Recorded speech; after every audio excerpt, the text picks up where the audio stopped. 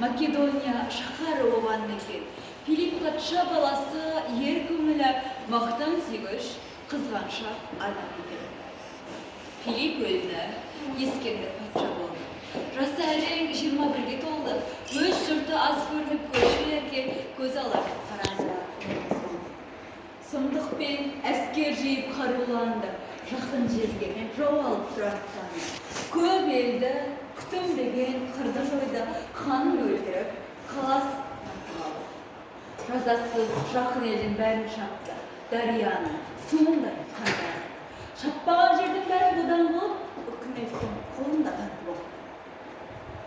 Ескендір ел алмаған хан болмады. Алған сайын көңілі бір тоймады, араны барған сайын қатты ашылып, жердің жүзін алуға ой ойлады. Хан шер, қақарлы, хан ашу көп, атағынан қорыққан жұрт қайғы жеп, сол күнде қошеметпен айтады екен, ханның ханы, патшаның патшасы. Атағы талай жерге оның жетті, жердің жүзін алуға талап етті. Есепсіз әскер жиып жарақтан ескірген жеріне жетті. Алдынан шығалмады ешкім, бәрі де қорқады жолдағынан, жан шықпады алдынан, тоқтауы жоқ, жер жүзін жеке билеп алмақшымен.